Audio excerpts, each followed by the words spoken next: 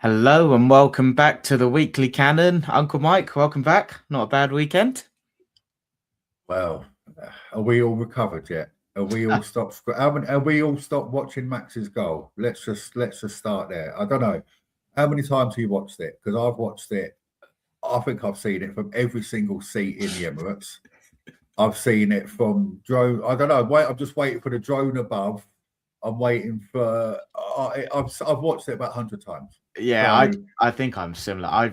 I don't watch Match of the Day anymore, but I made a point. So on Saturday, I went to the pub to watch the City game after. So what time did that finish? Like 8:45, like quarter to 10 or so. yeah.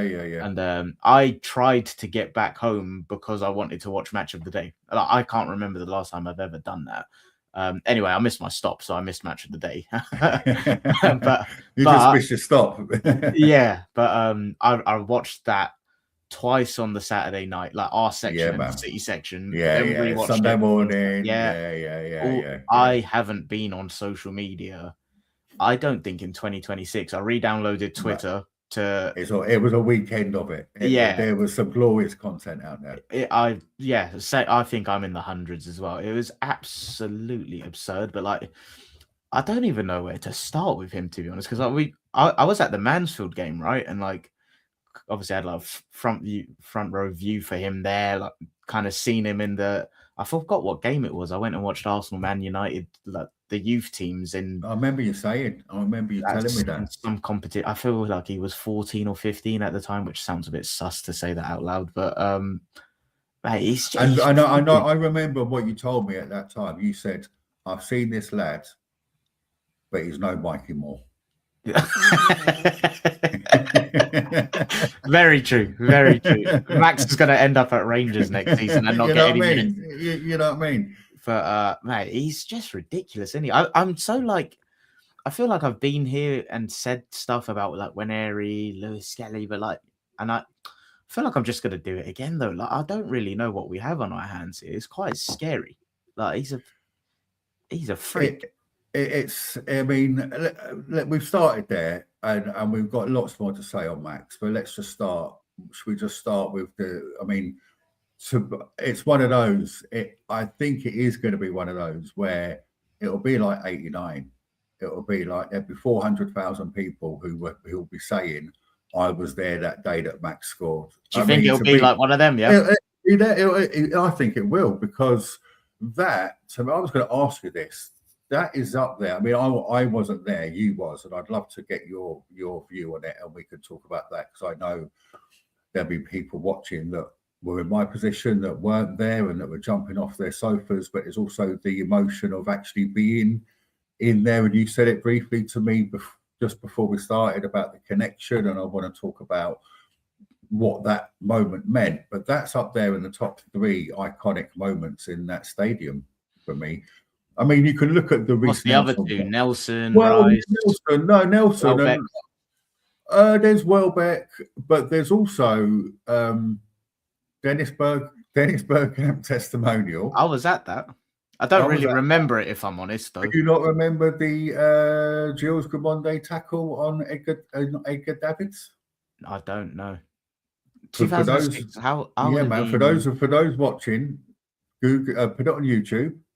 Clates, I want you to put it on YouTube after. Should I attempt a screen share? Will we get done for copyright? I'm not going to try to do that live. No, man, it's a thing of beauty. I think it's Davids, right? And he's in the 6-yard box and he's running through. He's just about to put the ball in the net, and Gramonde just hacks him down, man. Just hacks him down in a testimonial. He's thinking, you can't do this, and it's the first game at the Emirates. You can't be doing this. In Dennis Bergkamp's testimonial. So yeah, one go and watch on YouTube. But that's up there for me.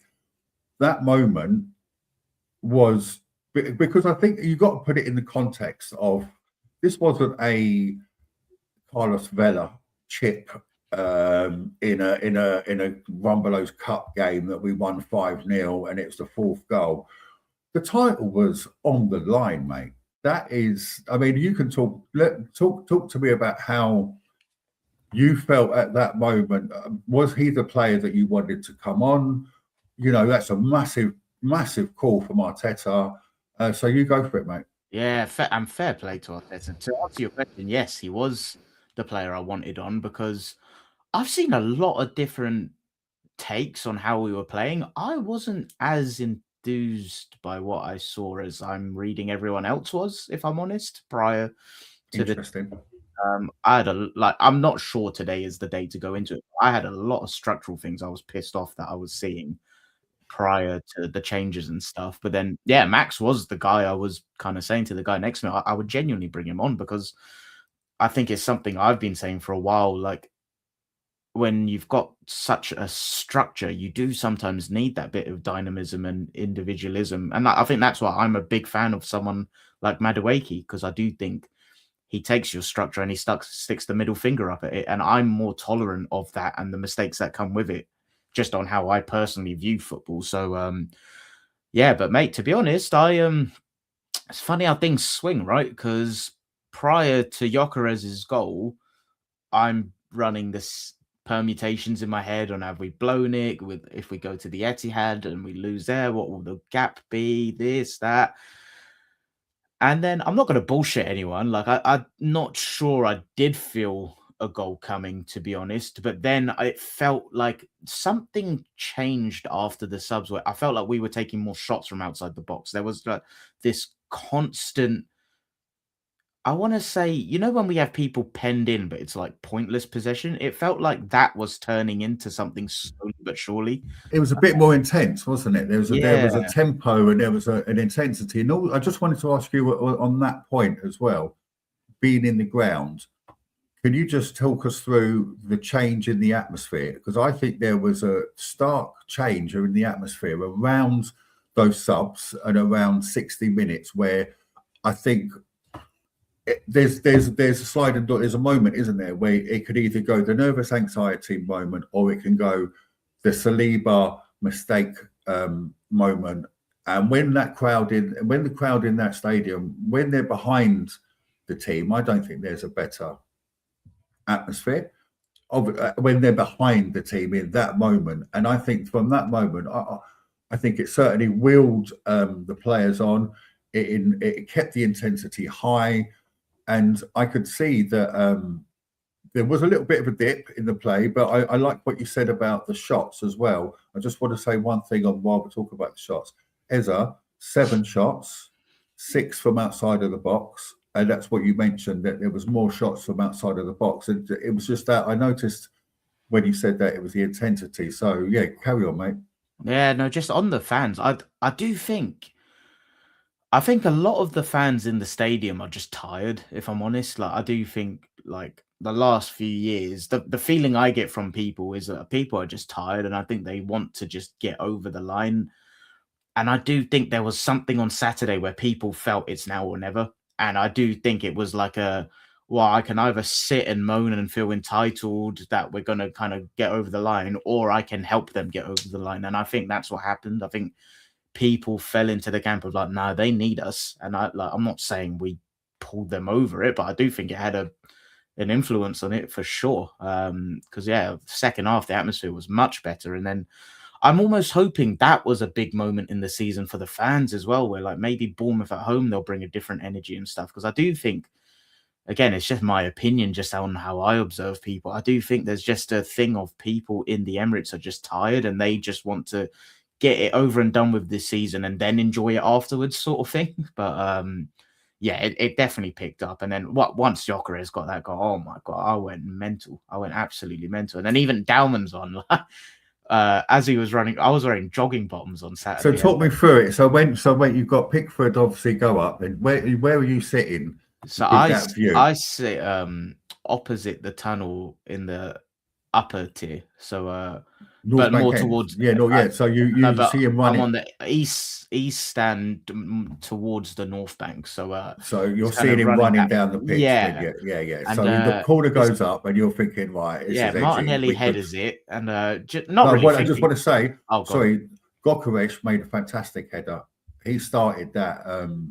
He made a really good defensive header, then got it out to Martinelli, who then done another, the great header. So yeah, carry on. no, but it's just like I almost didn't register what could have happened until Max went past. Who was the second one? It was Mikolenko and Dewsbury Hall, right? Dewsbury Hall.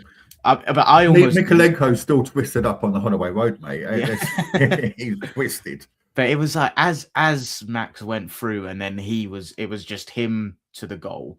I was jumping up and down, mate. I had heavy things in my joggers, right? So like my things are falling out, mate. My fucking joggers were falling down, so I'm like jumping up and down, like trying to be careful of like mooning the people behind me. And but it was nice because I said this to you, right? Like I've been feeling a bit detached from it all recently, and like Saturday is the first day. Like so the Brighton game, like it was great, but like I didn't have that personal oomph like I usually do, and I think a lot of it is just personal shit going on. But like Saturday was the first day in a long time I felt my personal connection come out, and like I felt all the emotions come out, and like I think maybe similar to Chris, like maybe it's that thing where I'm starting to believe as well, because I think I've said all along, right? Like, I've been quite bullish on it, but like maybe it's starting to feel real now, and I think maybe that's what like the outpour of emotions on Saturday was for me, because I've if I'm being honest, I did feel a little bit emotional because it felt real. I was like, holy fuck! And then obviously you go and watch Man City West Ham after, and they drop points, and then it's like, oh my god, like yeah, the Saturday was so good. I re-downloaded Twitter. That's all I can say. I'm glad to hear. I'm really pleased to hear about that connection part of it, and I think you could see Arteta. Oh, I've never seen him. Like, I've seen him celebrate goals, but I think for him at that moment, and you mentioned it there, it's like a little release valve of the pressure of the title pressure, because it was such a beautiful moment for anyone connected with this football club that we all love, that you can't just help smile when you think about that moment. And I think that's going to carry us through this next month. It's a month till we play again, you know, and that's touching on the City game, what a feeling that is, because that is a huge kick in the bollocks to them. Massive. You can see it on their faces, right? Yeah, because that cycle, I mean, that it couldn't have worked out better, but that's so much better than us winning 2-0, scoring in the first 10 minutes and then scoring again in the 70th minute. Yeah, you know? Because it's a momentum shifter.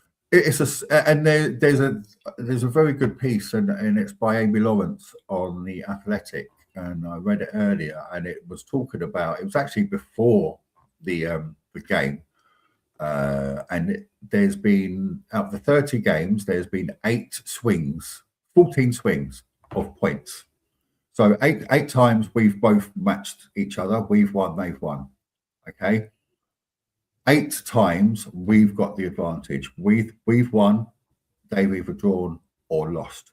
5 times they've won or drawn, and we've only 3 occasions of obviously we've lost. And that is the difference this season, is that just seems to be a huge swing these last 2 game weeks.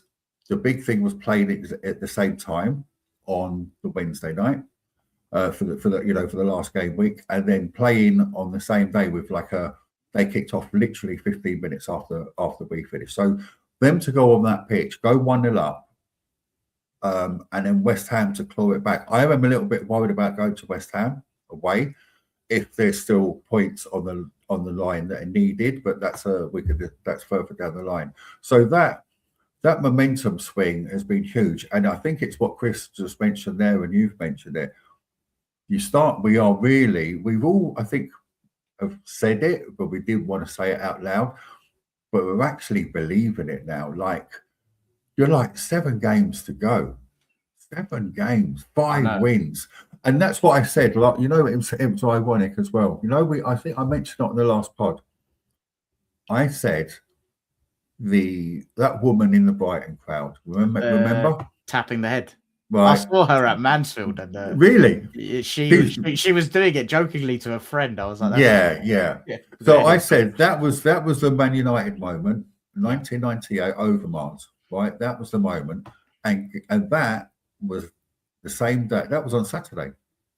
Oh yeah. 26 years ago or 28 years ago. No way. That was on Saturday, that moment. And that And I was the remember, crowd starting to believe. and that's when he's starting to believe. And that's when I think we're all now, we're like, because we've been so conditioned over the last 4 years to think we are going to throw it away, and we don't want to. We're protecting ourselves. We're putting up more and more barriers season by season.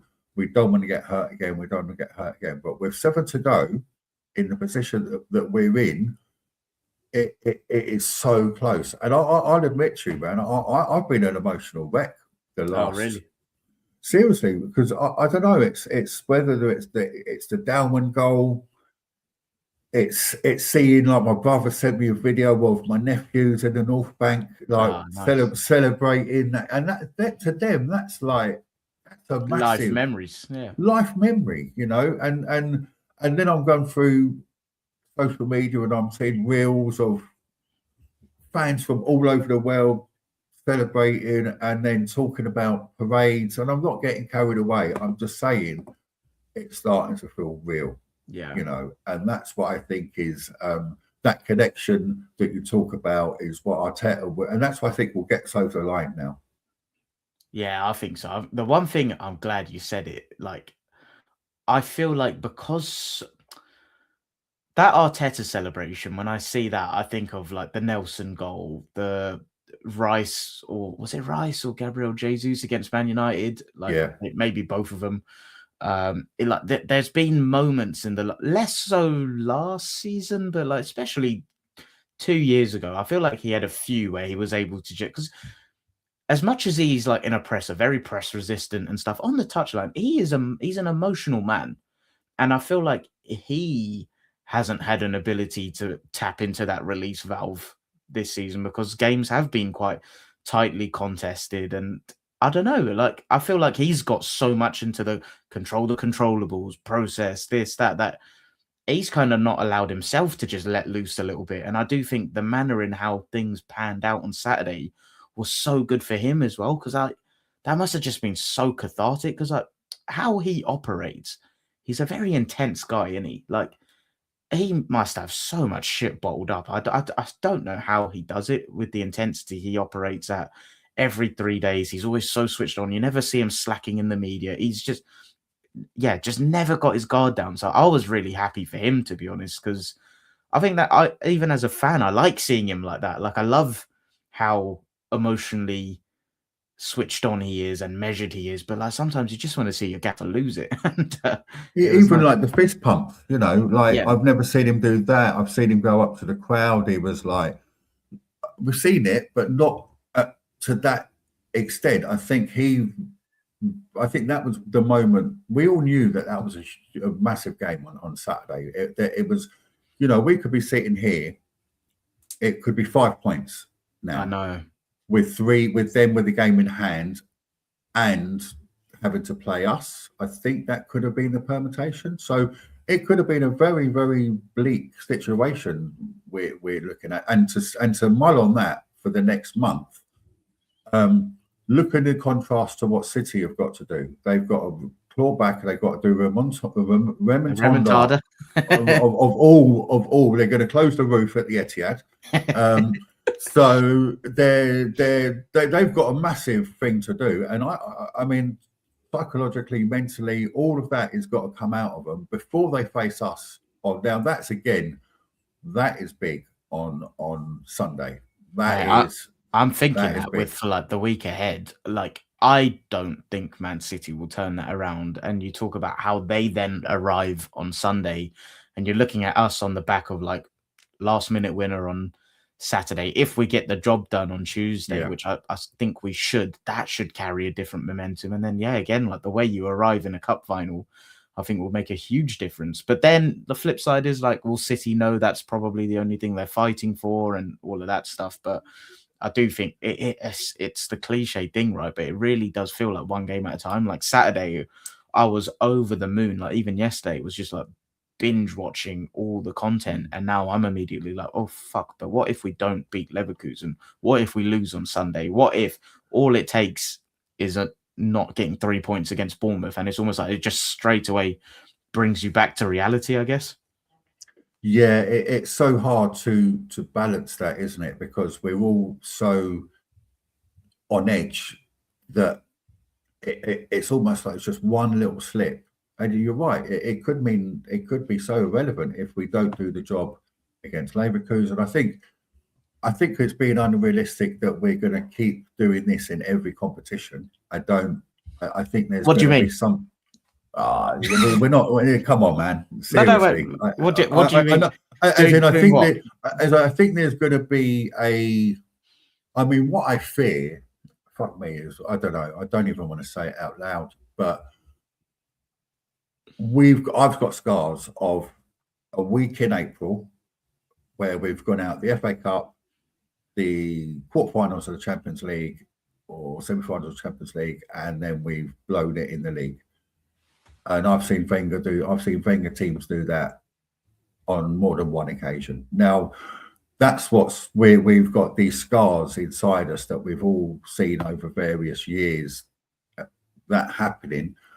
So we know it doesn't take a lot, but we've just got to. I mean, and the crowd. I mean, you think it's 5 wins, mate? I mean, I'm talking about the whole competition. I think it was. I looked.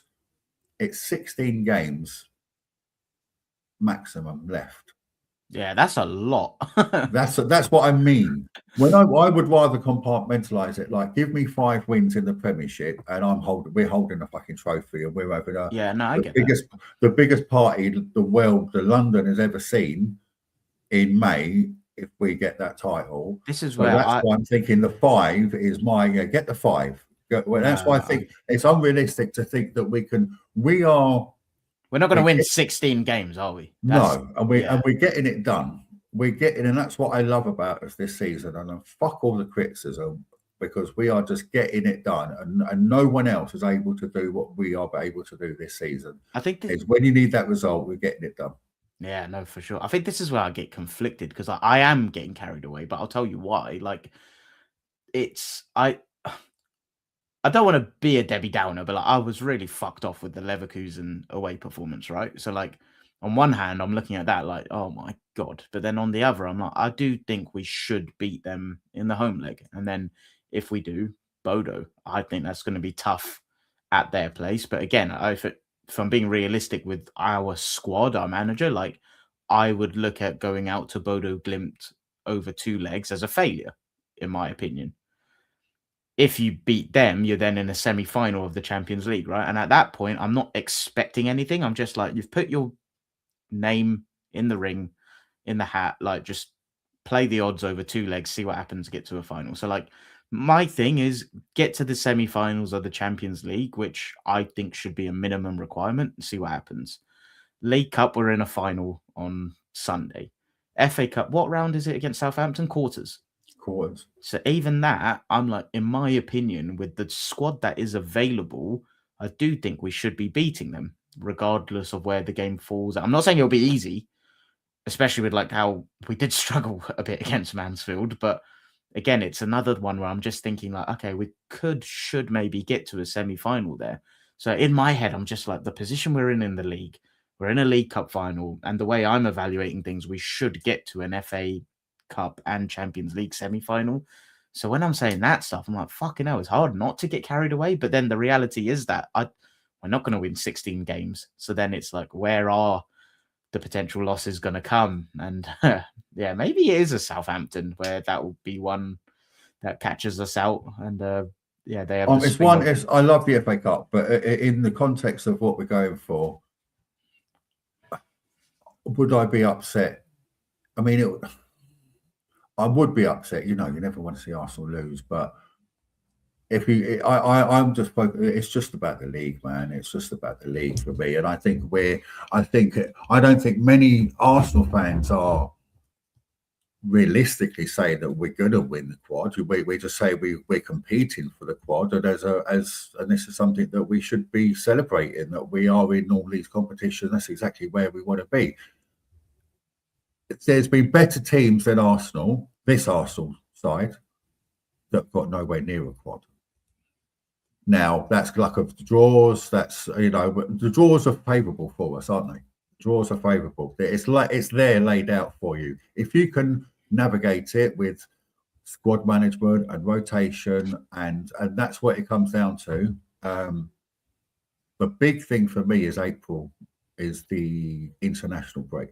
That's going to be huge. With like That's when you who start need to plays. be, yeah, man. You start need to be telling people that their nan have died and they've got and they, there's fucking nine nans have died in the squad. It's been a bad, it's been a bad time, man. It's been a rough winter. Yeah, and then for the next one, they get compassionate leave. Yeah, man, and while I was at the wake of their nan's funeral, they had a dodgy lasagna, and they had the shits for free. They had the shits for 3 days. So yeah, we need to be getting creative with these chat GPT, some of these these excuses of why we can't go away on international duty. But that's going to be a lot of negotiations with the national managers. Clive always says out of the Arsenal vision, he's come around to the thinking that the international break is not a bad thing because it's a 2-week break and you're only playing 2 games and it's a change of scenery, it's a change of That's a nice perspective. I never really thought of it like that. Back to sort of with a little holiday. Yeah, but so it's all about the minutes in those 2 games. What we don't need is Declan Rice playing 180 minutes. Why does Tuchel need to see 180 minutes of Declan Rice? Why does he need to see 180 minutes of Saka? That's where you get a negotiation. First match, 60 or 30s or whatever. So there, if we can come back healthy in April, then it's all on. It's all on.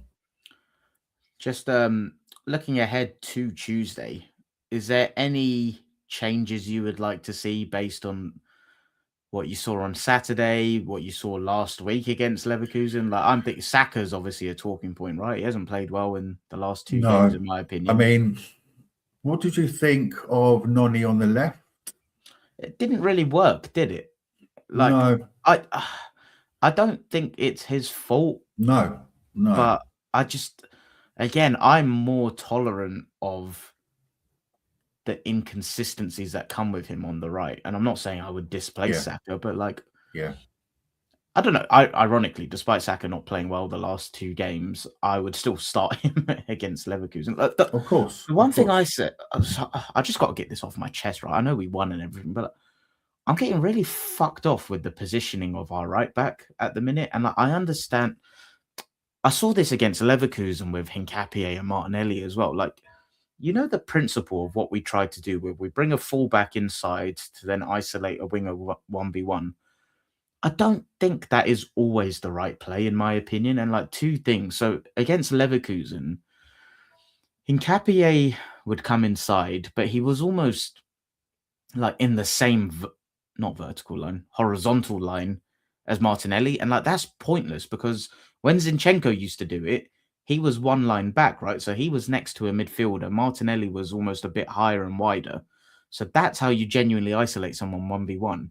When your fullback goes and stands in the same horizontal line, you're not able to isolate them 1v1 because if Martinelli does a give and go, there's already a defender there on Hincapié. So that was one thing that was really bothering me. I don't know if that's instruction. I don't know if that's just people timing things wrong, but that really pissed me off. And then on Saturday, I didn't understand why for that opposition, we were putting Timber and then Mosquera in those spaces and putting Saka on out wide. I think that's the opposition where you need your fullback to hold the width and you need your creative player on the inside because Timber got the ball multiple times. And again, through no fault of his own, he didn't know what to do with it because he's a fucking defender. Like what? I sometimes think maybe I'm being simplistic, but I get the principle of why you try to do things. I just think sometimes the execution of them is wrong and against the wrong opposition and the wrong game state. So that's something that was just really bothering me. Again, I think there's a moment for it sometimes. I don't think it was the right time to try it. And I'll be intrigued to see how we then approach Tuesday with that in mind. It was an interesting one. Why Mosquera came on instead of White. So that I do think that was as simple as just like match fitness and stuff. Yeah, but it was when you think about the 2 players on that right hand side in the last that basically made that goal for the Gokaresh goal. Mosquera and Dowman, whereas you would be thinking it would be Saka and White or Timber, but it was two unsung heroes or that stepped up, and because it was a lovely ball out, Mosquera played the ball out and we won the throw on, and then from that throw on the cross came over. So yeah, as far as Tuesday, it's again, Timber looked like he had a knock. Christopher's just said there that he thinks that he might be spotted in training. I've got no issues playing with Mosquera, starting with Mosquera, and if you have to bring on Timber with half an hour. But I mean, Mosquera looks a little bit better on. I think he's more of a home player. He had a couple of shaky ones. Mansfield was a bit shaky. I think there was another game where it looked a bit shaky, but he looks okay on Saturday. So again. Will as Dowman got double PE on Tuesday? Is he allowed out on Tuesday night? Has he got after school activities that he has to go to, or will he be allowed? So we've got to get the headmaster's approval on that one. Yeah, it's good. I'd probably start Calafiori. I mean, Calafiori, I'd start. I mean, we have to mention that fantastic clearance. That was ridiculous. And I also want to mention Hincapié, that tackle. That got me out of my seat. That got me flying up.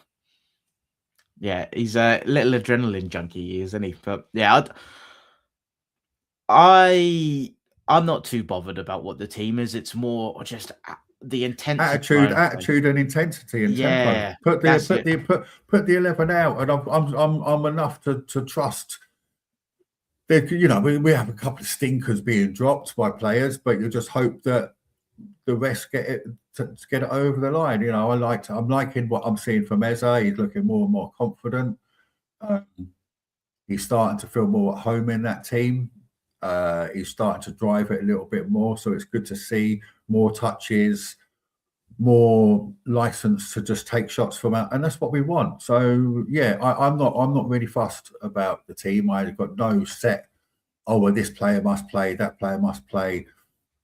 Roll it out and let's see, because we've got players from the bench that can make impacts. So yeah, I think I'm very similar. I think my only slight structural concerns at the minute are even the double pivot of Rice Zubamendi. It's like I do think we have got a little bit of square pegs round holes going on with how we've built our squad sometimes, and like it's great options to have and like the horses for courses stuff, but I do think there's so many almost like domino effects that I don't really see people talking about that I observe. So like the knock-on impact of having to play Eze as a 10 is then you need to play Rice and Zubamendi as more of that double pivot. And I do think Zubamendi has been gravitating more towards that right side. He kind of goes into the Odegaard spaces sometimes, and I don't think that always suits him. But then this is where it's hard, right? Because I do think you sometimes get the best out of Rice when he's more of that conventional double pivot off the left rather than being the always high